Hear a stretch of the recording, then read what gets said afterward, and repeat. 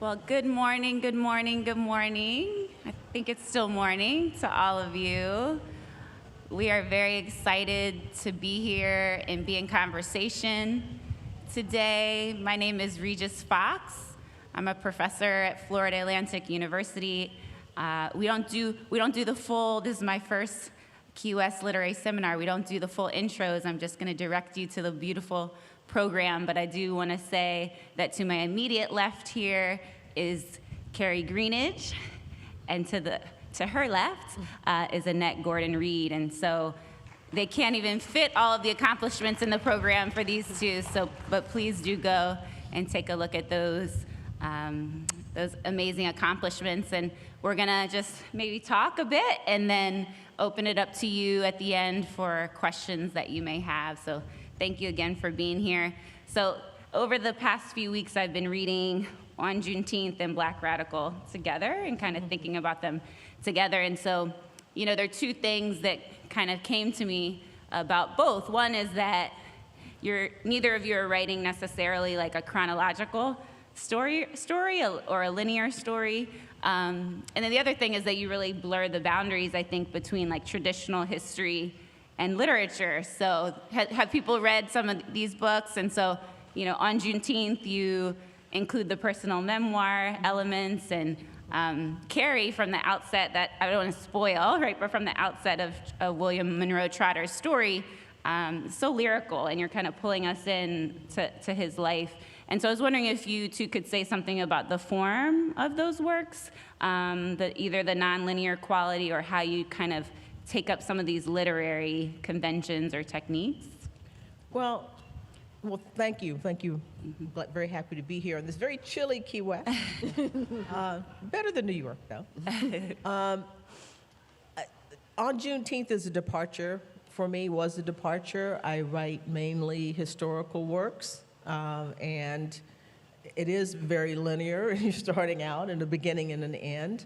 But I wanted to try to do something different, to talk a little bit about myself, but mainly talk about the state of Texas and try to explain the state of Texas in a way that I think would be useful to people, but also gave me a chance to explore a type of writing that I had been doing from my youth. I always thought of myself as a writer, and I thought that I would be someone who wrote essays and wrote novels, though that kind of writing, but I became a historian.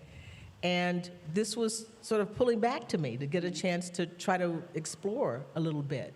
You know, not every single sentence footnoted, all of those kinds of things, to sort of be more expansive in the way I talk about history. And it was a lot of fun for me. It's a short book, shorter than the Hemings of Monticello is 800 pages. On Juneteenth is 150 pages. Big difference, but it freed me in a way that I had not experienced before. Yeah, and I would say, well, I'm a New Englander, so this is like perfect for me. I love the weather here. It's Key West, but I'm like, oh, it's not that cold. But I would say that in grad school and getting my doctorate and doing Merrick as a historian, I was always told by some professors that I have to not be as lyrical and creative in my writing, and that's just the way I write. It's the way I've always written. And so my big goal when I was doing both the Trotter book and then the Grimke book was I really see history as a story. And I see the telling of particularly all of these very complicated currents in history as actually having a pretty clear story to them.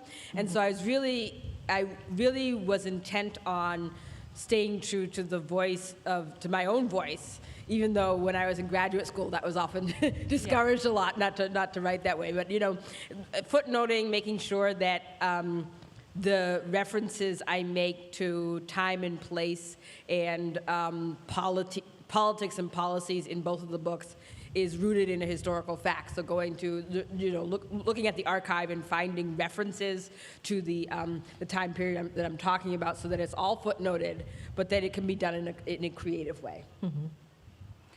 Thank you for that. The other thing, too, in reading those two texts together, I think, is that it seems like you're both trying to reorient how we think about race, and blackness in particular, in relation to specific places. So Kerri is thinking about Boston in Black Radical, and I teach Pauline Hopkins all the time, and I was reading and I was like, oh yeah, she is in Boston. Yeah. And then Annette, you kind of talk about, you say Texas has a gender and a race, that we always think about it. We think about the cowboy and the rancher. So these are, I think, these are places that are typically thought of as white. And so I think you're trying to unsettle those expectations in your book. So could you talk a little bit about that, how you're trying to give us a different story about these places as it relates to the Black experience? Go ahead.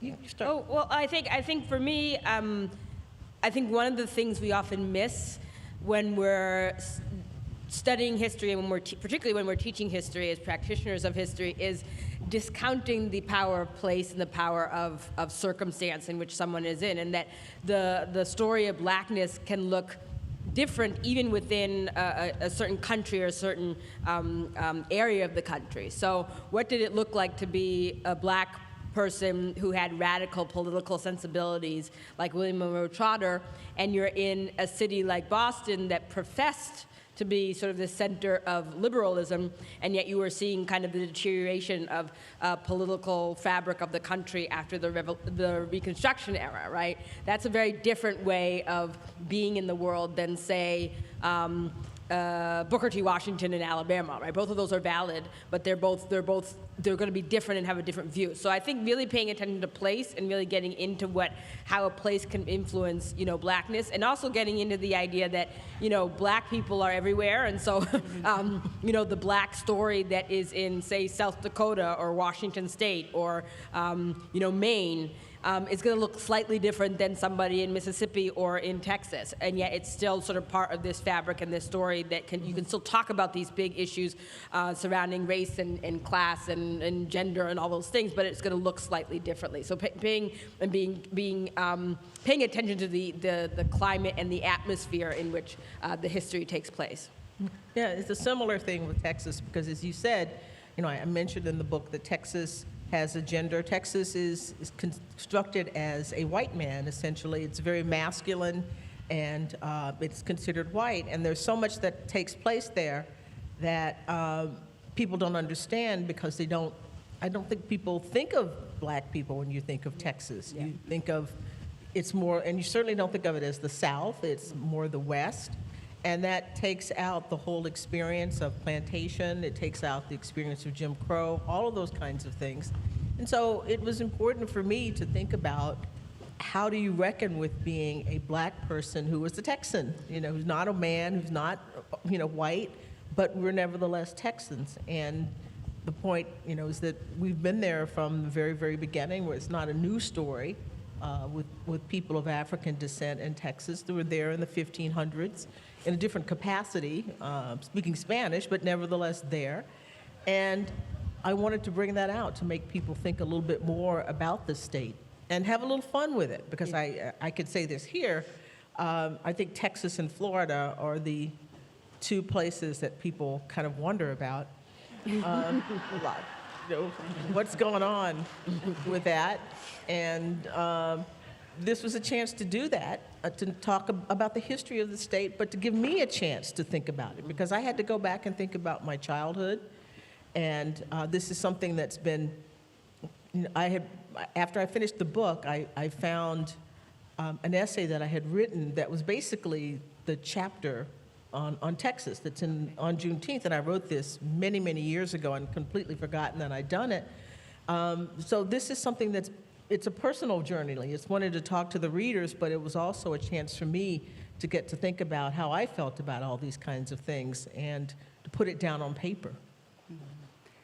I love that. I'm also kind of thinking about, in both of your works, this kind of question of resistance. And so whether that's kind of, civil rights organizing, in different moments.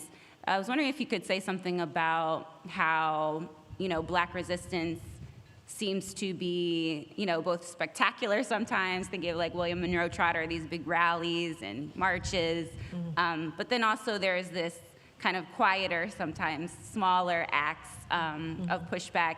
And those who've read on Juneteenth, I love how you talk about integrating the schools in your town, which was so important. But you also talk about how your great aunt dressed you, made sure you were dressed to kill when you did it, and those are both parts of that story, right? So I don't know if you could say something about that. People did what they could do. Yep. If you think about the South as a very, very tough place for African American, places of oppression, a lot of surveillance, law, all those kinds of things. People pushed back in whatever way they could. I did a book with Vernon Jordan, and he also tells a story about coming into towns when they were working for the NAACP and they were going around organizing people, and it was a big deal. People would bring them to their homes and feed them. And they'd say, one person says, we don't have the money to give to you, we can't do anything, but we can feed you. And that was a part of it. So everybody did whatever they could to push things along. It's not always, I think that's a really important thing too, in writing about slavery and writing about people in past times. You assume that everybody is acquiescing in all of it, and they're not doing anything. But it's just that the weight is so heavy that whatever you can do, people felt that they should do. And we should look at that and try to honor that and to search those things out as best we can. Yeah. I don't know if you think about that. It's hard with Trotter a little bit, right? 'Cause he's so big, right? Personality and the ways. Well, and I should say too, the interesting thing about us, we have a connection with that because Trotter is a descendant of Elizabeth Hemings. Yep. So he is one of the Hemingses, and so if you think back to resistance, even in slavery, the kinds of things that weren't there, surely that seed was there for him as well. Yeah, and as you're saying, this whole idea of resistance, I think we have to, as Annette is saying, we have to look beyond what we think we would have done in a situation, and really look at the context and look at the moment and look at the options that were available to people, and also look at it in terms of a community. So how does a community resist and also foster resistance in a person, and that it's not sort of a single, we didn't have this vision of like the single person who stands up triumphantly and they're like, no, I won't go. Like that's kind of the idea that we like to see, and actually, it's much more complex and nuanced than that in many, many cases. Yeah. Well, I think it's because it's a very male focus. Yes. It's like resistance is killing somebody. Yeah. And even if that means you kill somebody and then 100 people are killed in retaliation for that, that's seen as the sort of prototype of what you're talking about. But if you think about women and the kinds of choices women make, the things women do, families, communities, as you say, that's the fun of being a historian, because you can kind of search those things out. Now, why do they do that? Why is it this way as opposed to that way? And it's not, if you keep seeing it through the prism of violence, out and out violence, then you miss a lot of what people did to gum up the works, to slow things down, and to try to make a claim for their humanity in the face of really, really tough oppression. Yeah. You both also talk about this kind of idea of counter narratives, and so with the kind of story of Jefferson and the Hemings, you, Annette, say, well, we could take Madison Hemings at his word, right? That he said he was Thomas Jefferson's son, and what are all of these kind of reasons we give for not believing him? So I appreciate in both of your works how you take kind of Black people at their word. We trust them and the stories they tell about themselves. And so I was wondering if you could say something about that, recognizing, this has happened in a few panels for those who've been here, recognizing Black humanity, right, by kind of believing the stories that we tell about ourselves. Yeah, well, for me, starting out on this subject, it just struck me as strange that the person who had been the object of oppression, the person who was the victim,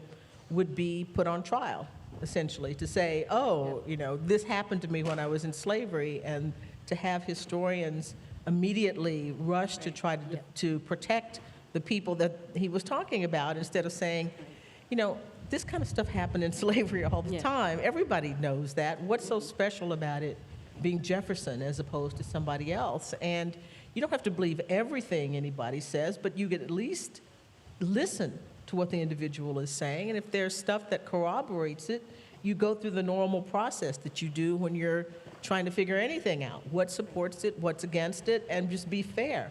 But particularly with slavery, because, you're trying to, it's without a doubt that he and his family and other people were victims of that institution. Why should they have to prove beyond a reasonable doubt that stuff happened to them? So I think the whole picture was skewed, and I wanted to try to change the picture and to make people, and the first book was really going through the evidence and explaining why there was much to corroborate what he said, and it was much to counter what the family story, the legal family story was. And with the Hemmingses, the idea was to bring the individuals themselves out, so let people get to know them, so that you would think of them as people. And it wouldn't be so easy to just dismiss what they said. So the first book is analytical. The first book I wrote was analytical. The Hemmingses was telling a story to bring people into the story of this particular family. Yeah, and for my most recent book, The Grimkeys, it was sort of very much inspired by Annette's work with the Hemmingses, was really to peel back what is the narrative that is told about this family, the Grimke family, which is, the story is told that you have the white Grimke sisters and they're abolitionists and they're women's rights activists. And then the story goes, they stumble upon their black nephews and they embrace the black nephews. And that's kind of the story we've got from sort of past historical narratives of the family, and not looking at what the black Grimkes were often saying about, and not saying about their relationship to the Grimke sisters and the Grimke name. And so you often can see a lot in an archive by what's in the archive, but also by what's not said or stated or talked about in the archive. For instance, the Grimke family talking a lot about the violence in their family, but not talking about how that might have affected the enslaved people in their household, was sort of something that you sort of have to peel back the layers of why that would be. And so you're talking about sort of taking black people at their word. It's giving a fuller picture of what are the silences that exist in the archive, but also what in those silences in the archive can you deduce by knowing sort of the historical context and by reading sort of secondary sources on that era. And so someone like the Grimke family, when I went to go do research on this most recent book, it was astounding to me how blatant and ubiquitous the violence in that family was, but that it wasn't talked about as being violent by previous historians. It was sort of just assumed that this was sort of the way it was, and so you didn't sort of delve into what that actually might have looked like. Yeah. So you kind of, I think spoke to a question I was thinking of next, is about kind of who inspires you to write, each of you, inspirations either in the field or, outside of the field discipline of history. And then I know we have writers here, young writers included, maybe advice that you might give to newer or emerging writers. Well, definitely Annette Gordon Reed. Big inspiration for me in terms of reading work. David Levering Lewis, wonderful, did the biography of E.B. Du Bois. Really, anybody who uses the practice and praxis of African American studies or African American history or Black studies and uses that through a lens through which to dissect an archive, to me, that's kind of my inspiration. I would say my inspiration from the beginning, early on, would be James Baldwin as a writer. He wasn't a historian, but he dealt with history in his writing, and the journey of African American people, and the style, the presentation, the erudition of Baldwin. Winthrop Jordan, who wrote White Over Black, in '68 is a book that has meant a lot to me, and sort of thinking about how race was formed, the concept of race was formed in the United States. David Levering Lewis, yes, is a biographer, definitely. Those masterworks about Du Bois. people who combine good research skills with good writing skills. Yeah. And I think my advice to people would be to just write and to read. It's very Read. hard to be a writer without reading. And lots of times people write, and I get things from students, and I will say, now, have you ever heard anybody sound like this? I mean, it's not written like this. You don't, and I think it comes from not having read enough. Yeah. So I think reading and writing and practicing, getting it down on paper, just working is the key. Yeah. I'm going to just give this quote, which I think I want to print out and like put over my computer, Annette, from an interview, which this feels very Toni Morrison to me. I don't know if y'all think this, but you said, I'd never published anything. This is pre the kind of work on the Hemmings, but I'd never published anything besides a law review note and a couple of book reviews, but somehow I never doubted I could write it, right? So I think this idea that is so powerful to writers, that something's missing from the way these stories are being told, and so I can be the one to write that story. I just think that's very powerful, and something to kind of advice that we could all take, maybe, right, when we think about this process. Yeah. And then, given that we are in Florida, you said it first, so I feel like I can say it too. We are living in a moment. I teach in South Florida, where so much of kind of Black experience, the ways that we love, the history of slavery, white supremacy is trying to be forcibly removed, right, from our classrooms. And I think we all know the dangers of that. But I was thinking, in 2023, if you could say, what's a part of our past that you'd like to leave in the past, and then what's maybe something you hope about the past that we'll always keep with us in this kind of new year. It's kind of like a New Year's resolution question, but I try to make it more fancy. But what's something, that we want to leave in the past, and what's something, a piece of our history that we should maybe carry forward. And I'll say while you're thinking, maybe, I feel like William Monroe Trotter has a lot to say. His legacy has a lot to say to activists today. There's so many parallels, right, between what he was doing and how he was organizing. So that maybe is kind of motivating my question too. It's a good question. I mean, I think it's weird because as you were talking, I was thinking that I often don't think of history as being like a past. I more think that things are cyclical, and that many of the things that have occurred in the past, or currents that we think are older, tend to just reform and re-emerge in the present, but in different ways. And so I more think of it as being sort of a cyclical process. But I would say leaving behind or trying to shed the idea of policing one another in ways that are not helpful to where we want to go. I'd like to keep that in the past. And I think sort of in terms of the uses of where I want things to go, I think understanding that we are not the first to kind of stand in a moment, although our moment is new.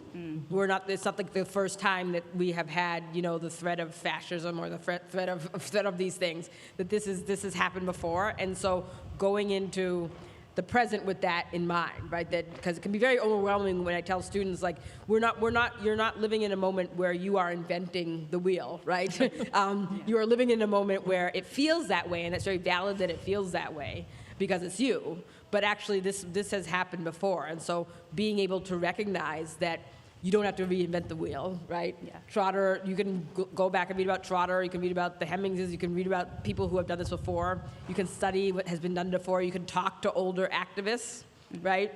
And who might have been activists in different ways than you, but they might have been, that's still a valid way of being in the world. And so I would say, stopping to policing each other for things that don't really matter, and also recognizing that this is a new moment to us, but it's not necessarily new. That's great. Well, something we should leave behind, censoriousness. I think this tendency to talking about control is somewhat related to that, the idea of controlling what other people read, what other people think, how they respond to situations. I would like that to be left behind. I think it's terrible, and every day I read about libraries, librarians under siege, books under siege, and I think about how important it was for me when I was a kid to go to the Montgomery County Library every Saturday and just wander through, you know, and that's how I discovered Baldwin, how I discovered other history. That, I mean, the idea of book banning is we should leave behind, and so I hope that. Yeah. I mean, for an audience who comes to something like this, yes, I hope you would agree with me on that. But it's, I just never, there's sort of naivete. I consider myself to be pretty realistic, but I never thought that it would come to this, that it would be so widespread that people think that this is an appropriate thing to do, to decide what other people should read.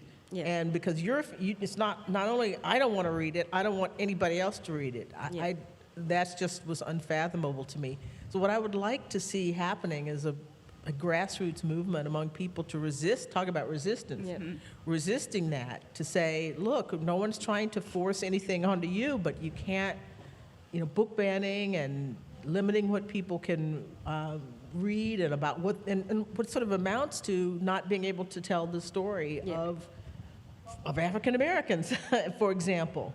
That is under contention right now. So I'm hopeful that people will get that spirit of liberality with a little L, not liberal, Democrat, whatever, but the notion of being open to other people, letting other people make decisions and not feel that other people's thoughts and feelings and actions affect you unless they directly do.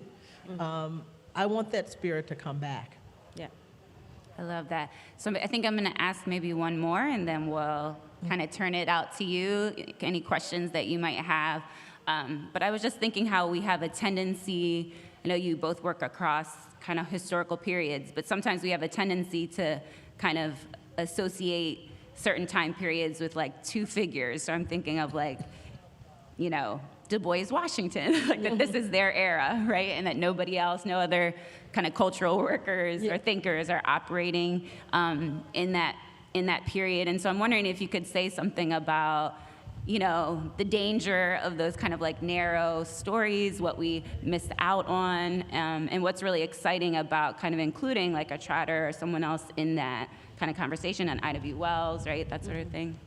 Well, I would say that, you know, anytime somebody or your mind automatically tries to make a moment about sort of this dichotomy between two sides, it's important to realize that, like, we're living in a time period where there's lots of different currents going on. So anything that's going on in the present in terms of any ways that a human being or a community can react in the present is probably similar to the way a community and people would react, you know, 50, 60 years ago, with, of course, different options because the times were different, but it's sort of the dynamics of a community and of a people is probably the same. And so being very careful not to reduce a time period and era to what we suppose, again, as I said before, how we might have reacted in that moment, but also being able to account for and look at the archive. I'm a very big believer, I'm a history nerd if you can't tell, so I'm a very big believer, you know, archive. Go in and like read what people were actually reading, thinking, saying, doing in the time period, and use that to then get away from these sort of very easy ways of demarcating an era or demarcating a time. Well, yeah, binary thinking, that kind of want this or that, you lose the flavor of the history, of the context, the richness of history if you make it this against that.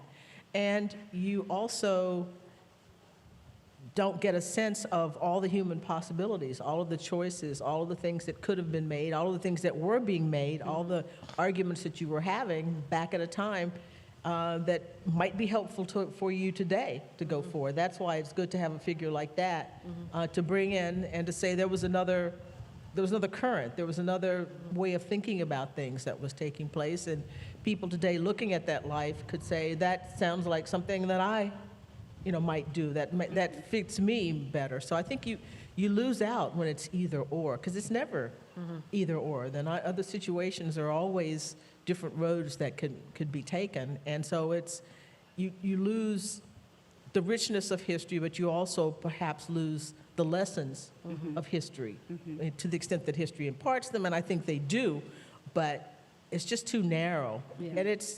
And that comes from wanting to fit things in to a box. And we tend to want to do that, but I think you're right. We should really resist that Yeah. as much as we possibly can. Yeah. I'll just say maybe last thing about Black Radical is, because I think by bringing Trotter in, you even look at Du Bois differently, right? So you have these really great you're reading his letters. I was like, had my popcorn because Du Bois was like kind of giving jabs at Trotter. You have this revered figure, and then you're saying, okay, all right, they had.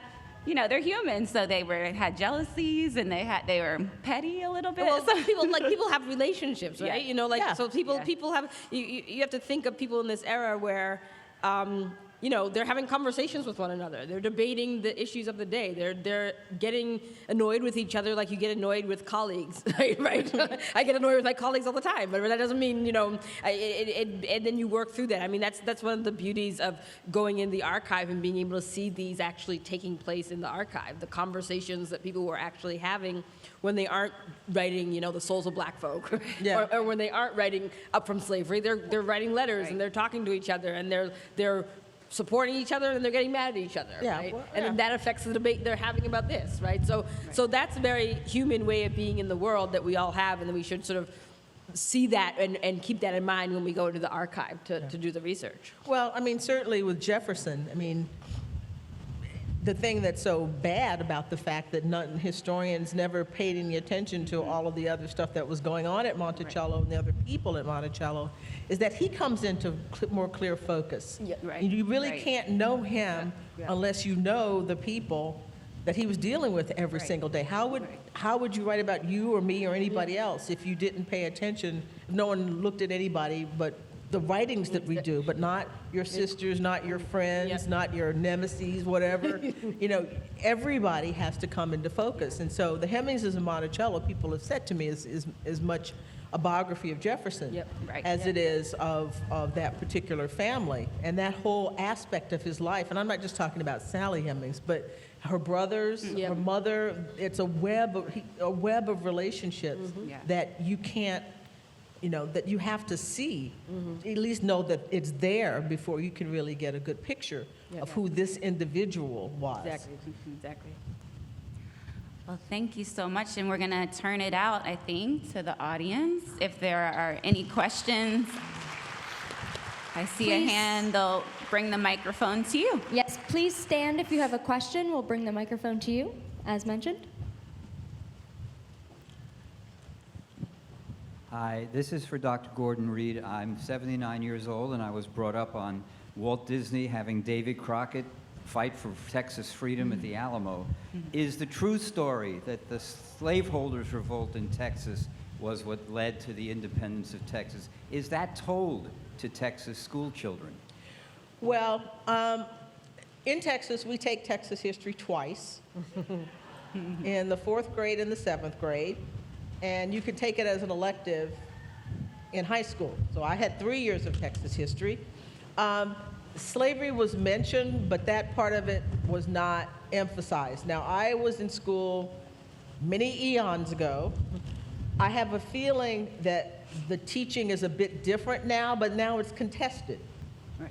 We're back to this question about what can be taught in schools, and there's a pitched battle going on now at the Alamo itself Yep. about what they can say. Now, it's clear that slavery was one of the reasons the Texians wanted to leave. It wasn't the only reason.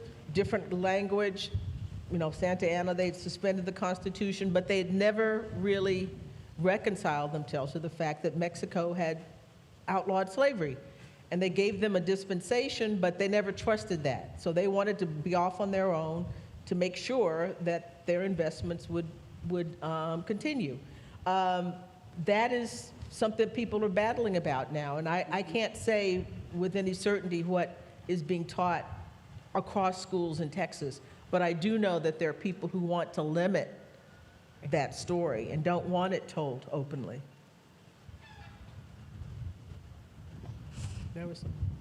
Hi, I'm loud. I'm loud. I'm curious about a question as historians that it seems when you're talking about bringing full humanity to people from the historical past, and there's obviously the methodologies that Dr. Greenidge is talking about when you have that archival source, but it seems that the people who need humanity fully explored and interiority explored are where the archives are like gaping, howling silences. So I was wondering what methods you both had found most useful to get around archival silences, and then also what you think the historian's role of imagination and narrative making, where the strengths are and where the limits are, where you might accidentally overstep and assign interiorities that could be mistaken. You want to go? So one thing I would say is that it all comes down to your sources and your archive.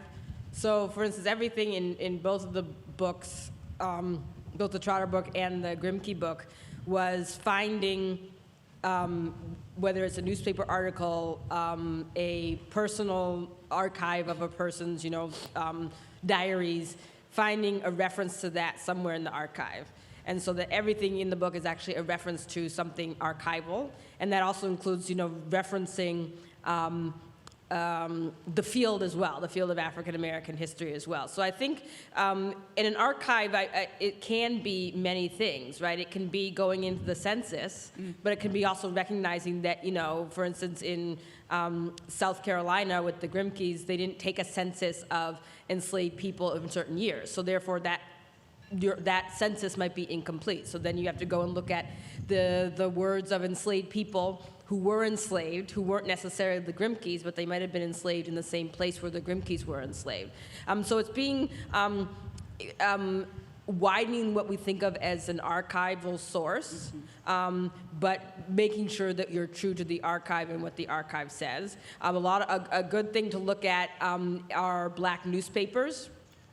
And that has a lot of records of Black people giving interviews to their local Black newspaper that would not end up, say, in a record of enslavement in New York, for instance. But yet a family is being interviewed by something called the Broadax, which was a Black newspaper, and they're recording that person's words. And so you don't want to assign and assume an interiority of a figure from the past. And yet I hesitate to say that it's impossible to find clues in an archive. I think it's being creative on how you look in the archive and looking beyond merely say the census and there's no Black people in the census, so I'm going to stop there. It's sort of going and finding narratives. One of the things that I found fascinating is being able to go, say, into Charleston's archive and finding the voices of enslaved people right after the Civil War. And no, that's not the Grimkes talking about their enslavement, but it's an enslaved person of a similar background talking about their background. And so then being able to, talk about what that experience might have been like, even though it's not the experience, if that makes sense. You sort of recreate the world that the person lived in. I have very little information about Elizabeth Hemings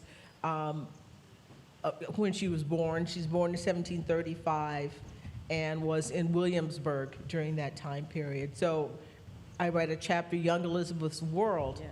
I write about, the number, the population, the demographics of that area, the kinds of things that took place. And I think as long as you are, the way I agree with what you're saying, as long as you're open with the reader about what you're doing, Yep. as long as you say, because everybody understands that there were no birth certificates for African people. The names, things might be lost, but as long as you're honest about what you know and what you don't know. I know birth date, I know her mother was apparently African, and you find out that 1735, the 1730s was sort of the high point of importation of Africans into Williamsburg. You can write around it, but you're right, you can't make stuff up. No. No, you can't make stuff up, and you can't write definitively. And I know a lot of people don't like that when historians are hesitant, but you have to do that because you have to tell people we don't know that. Yeah. But here's the possibility. that still gives the reader something about the world that the person lived in Yep. without saying that there's absolutely nothing that we can know. And that's sort of using it as an excuse not to write about, Yeah, yeah. which is essentially what happened before. If we don't have letters, because sometimes when you have letters, you don't have the real Yeah. story. It's what people want you to have. So you have this kind of digging around Yeah. you have to do whether you have something or not. So I think is doing the best you can and being honest with the reader about the limitations of the archive and what you're trying to do. And I think that works. Yep.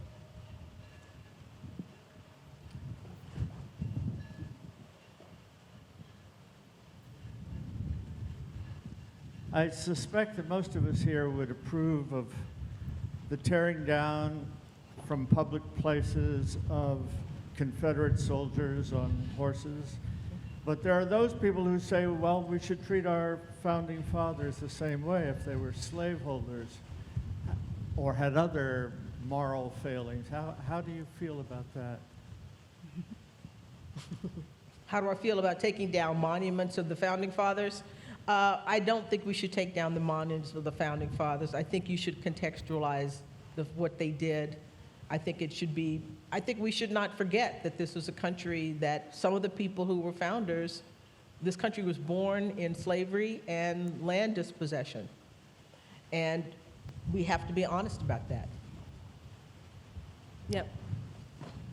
And I would say, you know, context and education are a big thing. So putting a context around a figure or a piece that you have in a community, and contextualizing it for people.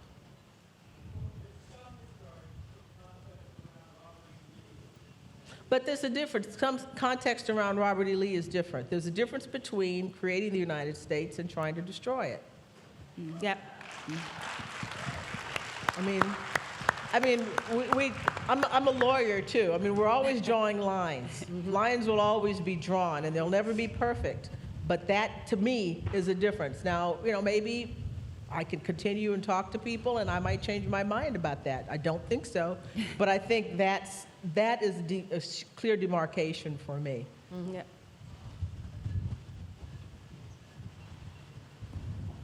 I agree with Regis talking about the climate in South Florida. It's really all of Florida. And as an educator, we're being encouraged not to teach any history that makes the students K through 12 uncomfortable. So that would bring up slavery, which I always taught with picture books, beautifully illustrated picture books of African American writers.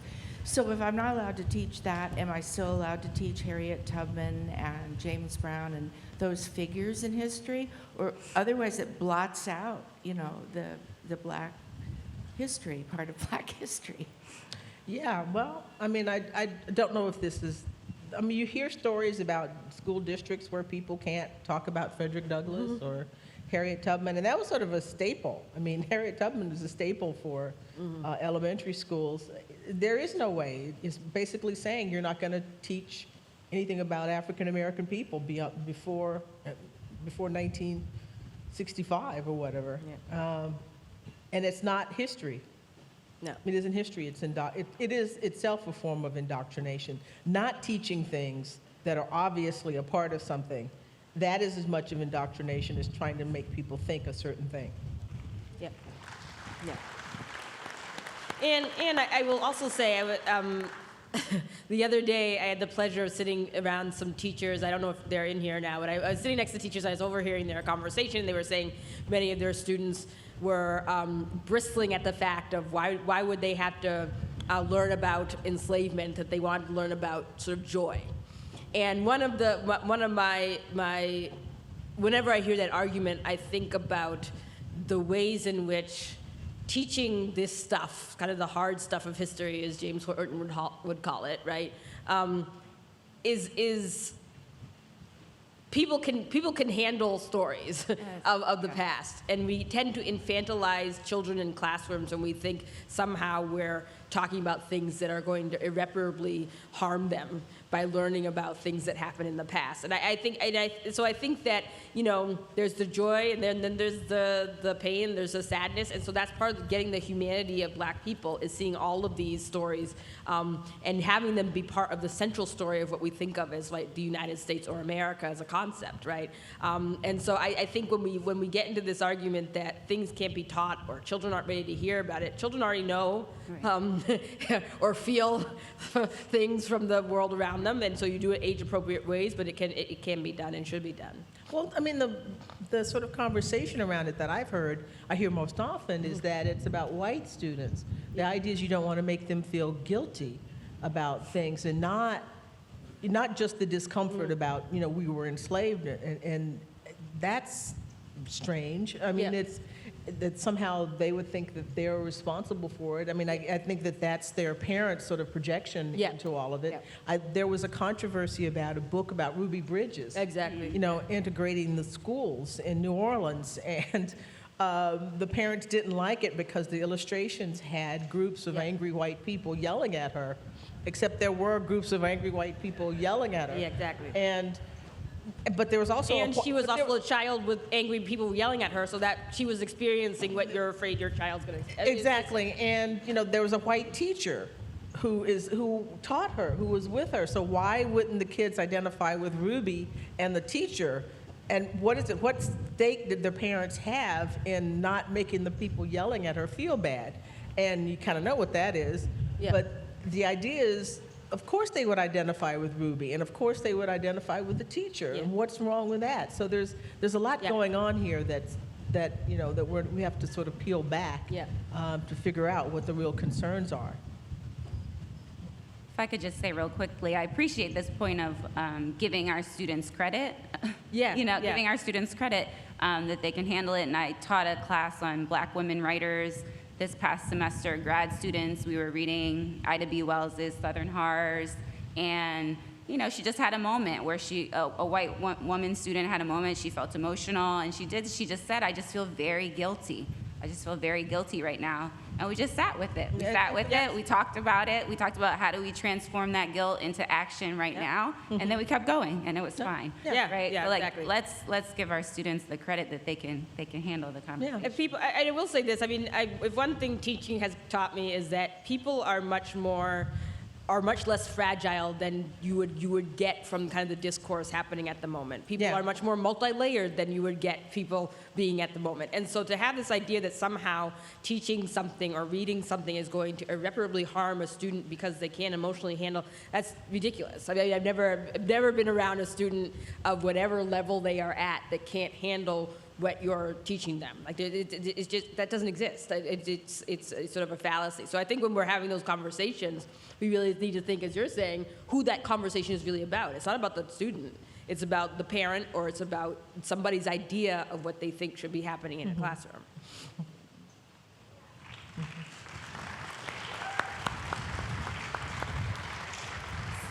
So we probably have like 45 seconds left, or I see. We do have some time. Okay.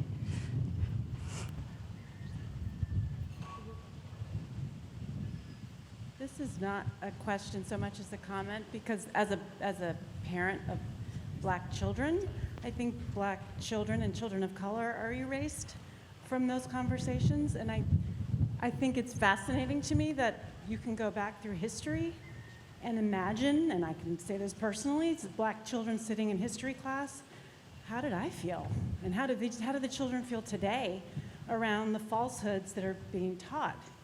I think I just wanted to say it and give voice to it and shine a light on the fact that we're only in this coverage, news coverage, and I'm a journalist, talking about white children and how they feel. And it's insulting and infuriating. And I'm just so exhausted by it. So I just wanted to say that. I think that we have to be part of, we have to center ourselves in these moments and in these conversations, and we have to insist on it. It's very important. It's very important.